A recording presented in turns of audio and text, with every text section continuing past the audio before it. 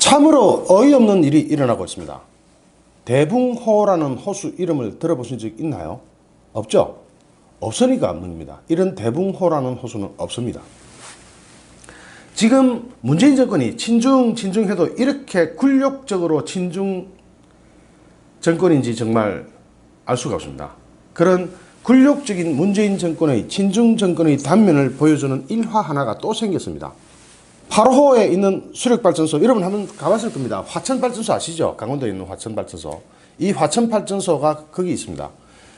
이 화천발전소는 1944년 일제에 의해서 만들어졌습니다. 계곡을 막고 담을 쌓자 엄청난 크기의 호수가 생기겠죠. 당연히 강원도 산골짜기가 좋잖아요. 호수 만들기가. 엄청난 호수가 생겼고 일제는 이 호수의 이름을 대붕호라고 지었습니다. 6.25 때 김일성의 남침으로 낙동강까지 그냥 형편없이 밀리던 국군이 메가더 장군의 인천 상륙 작전으로 전세를 완전히 뒤집었습니다. 그래가지고 북으로 파죽지세처럼 올라갔습니다. 압록강, 두만강까지 올라갔습니다. 하지만 바로 그때 중공군이 개입해가지고 밀렸습니다. 밀려서 강원도 여기까지 내려왔습니다. 8호 인근 용문산 이 근처도 예외가 될 수 없었죠. 완전히 치열한 전투가 벌어졌습니다. 당시 우리 육군은 약 1개 사단. 1개 사단이면은 그 당시로는 10,000명 안 됐습니다. 1개 사단 병력으로 중국군 약 3, 4개 사단을 맞아가지고 싸웠는데 우리 굉장히 그 당시 열악한 환경이었잖아요. 더군다나 강원도 산골짜기에 지원 제대로 해줬습니까? 아주 이 열악한 인원으로 또 숫자도 서너 배 이상 되는 적군을 만나가지고 완전 전멸시켰습니다. 몰살을 시켜버렸거든요. 혁혁한 전공이죠. 대성을 거뒀습니다. 이 엄청난 대성을 거두고 이때 중공군 약 30,000명이 이 호수에 수장돼 붙습니다. 도망갈 데 없으니 빠져 죽은 놈도 있고 일부러 빠뜨린 놈도 있고 뭐 시체를 갖다 버리는 것도 있고 약 30,000명이 이 호수에 수장돼 버렸습니다. 그러자 당시 이승만 대통령은 이 위대한 성전을 기념하기 위해서 8호호라는 이름을 짓고 친필휘호 이겁니다. 8호호 이름을 짓고 후세에 전하고자 했습니다. 이 8호 이름은 깨뜨릴 파, 오랑캐, 로, 호수, 호 이런 겁니다. 그러니까 8호호, 오랑캐를 깨뜨린 호수 이런 전성 지명이죠. 노영민 지금 대통령 비서실장 어디 있던 사람입니까? 중국 대사하던 사람이죠. 외교부가 지금 다른 엉뚱한 해명을 하고 있는데 이건 믿기 힘들겠고요. 노영민 실장이 중국 대사로 있던 지난해 말 KBS 강민수 베이징 특파원을 만났습니다. 그때 당시에 강 특파원에 의하면은 당시 노정민 실장은 중국 외교부에서 8호 이름을 바꾸어 달라고 요구하는데 어떻게 하는 게 좋겠느냐고 의논을 했다고 합니다. 그러면 중국 정부가 이걸 요구했다는 건 틀림없이 이제 드러나 버렸습니다. 그동안 외교부의 해명은 다 엉터리고요. 거짓말이고요.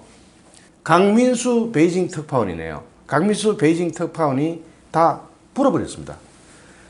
그러면 외교부는 완전히 거짓말을 하는 동네 비슷하게 돼버립니다. 그러고 있다가 지난 3월부터 갑자기 좌파 정권과 가까운 친중 좌파 정권과 가까운 매체들이 슬슬 보도를 합니다. 8호호라는 이름을 일본 사람들이 일제가 지어놓은 대붕호라는 원래 이름으로 바꿔야 된다는 주장이 제기됐습니다. 명분은 8호 주변 화천 구민들이 원한다는 식으로 포장이 됐습니다. 그런데 강원도와 화천군의 실제 여론은 정반대였습니다. 지역 매체들도 주민들 다수가 8호호의 이름을 일제식 대붕호로 바꾸는데 대단히 부정적이라고 보도하고 난리가 났습니다. 이 소식이 최근 다시 전해지자 사회적으로 엄청난 파장이 일었습니다.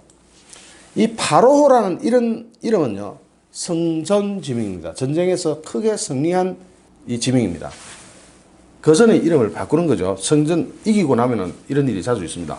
이 성전 지념, 다른 말로 전승 지명이라고도 합니다. 이런 전승 기념 지명을 보존하는 것은 중국에 대해서 우리나라가 인구가 작다고 까불지 마라, 함부로 우습게 보거나 까불지 마라는 물론 역사적인 경고죠. 현실적인 경고라기보다는 역사적인 경고의 의미도 있습니다. 함부로 까부지 마라. 죽는다 너가 우리한테 덤비면. 적어도 1대 3, 4 정도는 자신 있다.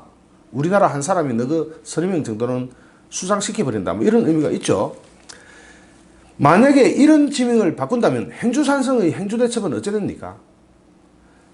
우리가 그 자랑스러워했던 우리의 어머니들이, 누나들이, 할머니들이 이 행주치마에다가 돌을 실어 날라가지고 돌멩이를 던져가지고 외적을 무찌른 그 자랑스러운 전성 지명 행주산성, 이건 또 어찌해야 됩니까? 이것도 바꾸려고요? 이런 말도 안 되는.